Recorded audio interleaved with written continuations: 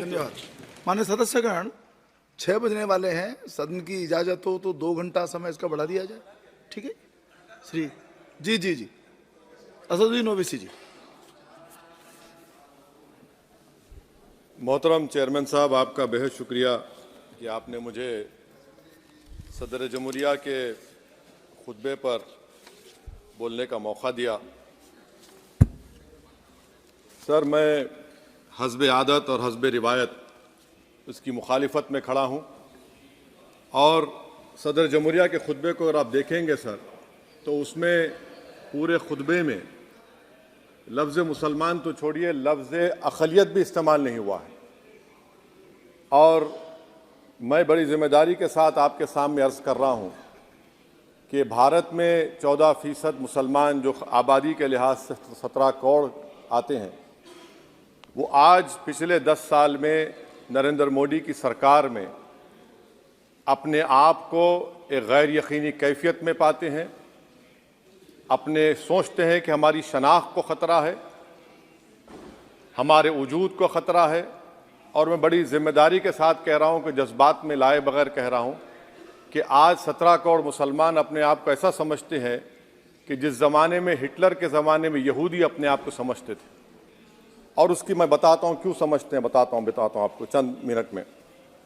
Sir, मिसाल के तौर पर आप देखिए खुतबे सदारत के हिस्से तहरीर का 32वां पैराग्राफ 32 पैराग्राफ में ड्रॉप आउट रेट का जिक्र हुआ, स्कूलों में इंदराज यानी एनरोलमेंट का जिक्र हुआ, एससीज का नाम लिया गया, एसटीज का नाम लिया गया, ओबीसीज का नाम लिया गया, लफ्ज़ अक़लियत का नाम नहीं लिया गया, मुसलमान तो छोड़िए।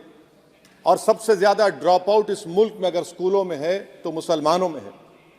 सबसे कम एनरोलमेंट अगर है तो मुसलमानों में हायर एजुकेशन में। गवर्नमेंट का डेटा है सर कि मुसलमानों का जो स्टूडेंट ड्रॉप आउट है वो 14.42 से क्लास 1 से शुरू होता और वो क्लास 6 और 8 को पहुंचे अब तक वो 10.76 को पहुंचता है।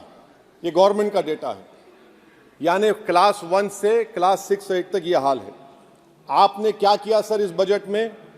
प्री मैट्रिक स्कॉलरशिप को सिर्फ 9th क्लास तक महदूद कर दिया और इसमें आपने पैसे कम कर दिए प्री मैट्रिक स्कॉलरशिप में। और सर 2022-23 का बजट आप देखिए, 5026 करोड़ रुपए दिए गए थे, जिसमें से सिर्फ 663 करोड़ इस्तेमाल हुए। अब आप आ जाइए सर, AISHE का डेटा है कि हायर एजुकेशन में मुसलमानों का 8.5 ड्रॉप आउट रेट हुआ है। 2020-21 में गवर्नमेंट का डेटा बता रहा है कि 1,80,000 मुसलमान हायर एजुकेशन में नहीं है। प्री मैट्रिक स्कॉलरशिप को आपने 423 करोड़ था, उसको आपने इस साल 326 कर दिया। मौलाना आज़ाद फेलोशिप को 45 करोड़ कर दिया। MCM जो 44 करोड़ था 33 करोड़ कर दिया। बताइए, जो सबसे ज़्यादा जिसका कम्युनिटी का ड्रॉप आउट रेट है और जो हायर एजुकेशन नहीं, उससे आप ये बर्ताव करते हैं। सर, दूसरी बात यह है कि हम ये देख रहे हैं कि 10 साल में इस सरकार में कोई हद नहीं छोड़ी है गलत हुक्मरानी की, नफरतों को भड़काने की, कोई हद नहीं छोड़ी गलत फहमियों को फैलाने की, और कोई हद नहीं छोड़ी इस मुल्क के अवाम नास को तर्क करने की। इस 10 साल में हमने क्या देखा सर? जमहूरियत हमारे वतन अजीज की को बचाना बहुत ज़रूरी है। ये गरीबों के लिए और कमज़ोरों की एक बहुत बड़ी ताकत है। मगर 10 साल में 9.5 साल में क्या हुआ? सिर्फ एक शख्स को मजबूत कर दिया गया, एक मजहब को मजबूत कर दिया गया, एक आइडियोलॉजी, एक नज़रिए को मजबूत कर दिया गया, एक शनाख्त को सब शनाख्त के आगे दूसरी शनाख्तों को मिटाने की कोशिश की गई, एक ज़बान को मजबूत कर दिया गया। तो हमारी जमहूरियत तो खोखली हो चुकी है। और सर, कोई भी हुकूमत और पार्टी सिर्फ जबर और इस्तेसाल पर कायम नहीं रह सकती है सर। दूसरा पॉइंट सर जो मैं आपके सामने अर्ज करना चाह रहा हूं, CAA के कानून के ताल्लुक से मरकजी एक वजीर ने अखबार में बयान दिया कि हम 8 दिन में करने वाले हैं। आप 8 दिन में करेंगे, 8 दिन में एहतजाज शुरू होगा मुल्क के कोने कोने में। आप CAA को मजहब से खत्म कर दीजिए, मजहब से जोड़ेंगे तो आपका इरादा बुरा है। आप भारत की अक़लियतों को, भारत के मुसलमानों को, दलितों को आप परेशान करने का आपका इरादा है। सर, दूसरी बात यह है कि CAA के खिलाफ क्यों हम हैं? क्योंकि सीमांचल के मुसलमान को आप बांग्लादेशी कहते हैं। कोई मिनिस्टर मुझे कहता है कि घुसपैठी है, रोहिंग्या है। तो CAA को मजहब से जोड़ना गलत था, उसको निकालिए। मगर हमारे देश के प्रधानमंत्री सर, वतन अजीज के वजीर आजम, मैं बड़ी जिम्मेदारी के साथ कह रहा हूं कि मैं अपने बचपने में जब हिस्ट्री पढ़ता था तो मैंने एक स्टैचू की फोटो देखी थी, प्रीस्ट किंग ऑफ मोहनजोदारो। ऐसा लगता है कि वैसा ही लग रहा है कि प्रधानमंत्री नहीं है बल्कि पुजारी सम्राट बन चुके हैं वो। और मैं क्यों कह रहा हूं कि हमारे सदर जमहूरिया ने कहा था कि 22 जनवरी एक तारीखी दिन है, बिल्कुल तारीखी दिन है। 22 जनवरी की बुनियाद 6 दिसंबर 92 को रखी गई। 22 जनवरी की बुनियाद 86 में ताले खोलकर रखी गई। 22 जनवरी की बुनियाद GB पंत ने रखी थी, इसीलिए तारीखी दिन है। और तारीखी दिन इसलिए भी है कि सर, इसी ऐवान में 16 दिसंबर 1992 को हमने एक रेजोल्यूशन पास किया था। आप बताइए कि आज इस मुल्क में चाहे कोई सेकुलर पार्टी का हो या जो भी हो, वाले सब सेकुलर है, बुरा मैं हूं, किसी में हिम्मत नहीं है कि 6 दिसंबर की बात की जाए। और वो तारीखी दिन इसलिए भी है सर, इंसाफ करने वालों में एक NCLT के चेयरमैन, एक गवर्नर और एक नामजद शुदा रुकने पार्लियामेंट बैठे हुए थे। अब आप बताइए मेरे पास बचा क्या है? बचा यह है कि आर्टिकल 32 बचा है, जिसको बाबा साहब अम्बेडकर ने दिया। आज मुल्क के 17 करोड़ मुसलमान भारत के वजीर आजम पर एतमाद भरोसा नहीं करते, बिल्कुल नहीं करते, बता रहा हूं, खुल के कह रहा हूं। अगर आप आर्टिकल 32 का ड्यू प्रोसेस ही खत्म कर देंगे तो फिर मेरे पास क्या बचेगा सर? क्या बचेगा? मैं तो यहां खड़े होकर वो सुप्रीम कोर्ट के मायानाज बेबाक वकील दुष्यंत दवे की तरह तो नहीं कह सकता।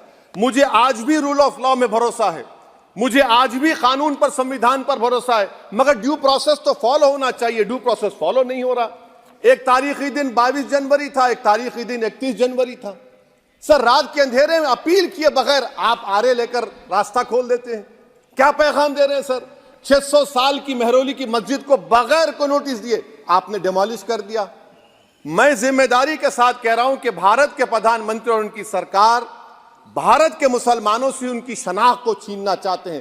ख्वाजा अजमेरी के आस्थाने पर चादर बिछाइए, मगर आप जो चादर मुझसे छीनना चाह रहे हैं, मेरी मस्जिद है, आप हर मस्जिद को छीनना चाहते हैं। आप बताइए 17 करोड़ मुसलमानों को क्या पैगाम दे रहे हैं आप कि आप हर मस्जिद को छीन लेंगे मुझसे? फिर मेरा वजूद किस माने रखता है? मेरा शनाख्त क्या माने रखता है? रूल ऑफ लॉ क्या माने? अच्छा, 1991 के प्लेसेस ऑफ वर्शिप एक्ट पर क्यों नहीं बोलते आप लोग? आप उस पर कायम है नहीं है।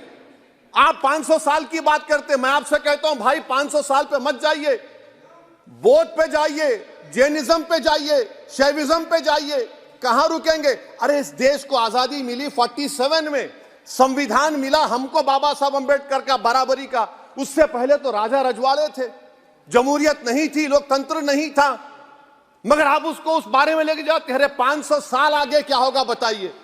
आप किसी एक सिविलाइजेशन, सर ऐसा अंग्रेजी में किसी ने कहा था, civilisation can not be rewritten by hatred, history can not be corrected by demolition.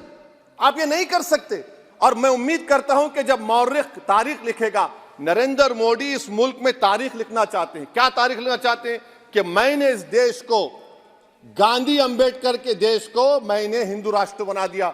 मैं उम्मीद करता हूं कि हमारे भारत के हमारे हिंदू भाई देश के प्रधानमंत्री की सोच को नाकाम करेंगे, उन पर है। अब देखते हैं क्या होता है। सर, नेबरहुड फर्स्ट की पॉलिसी है।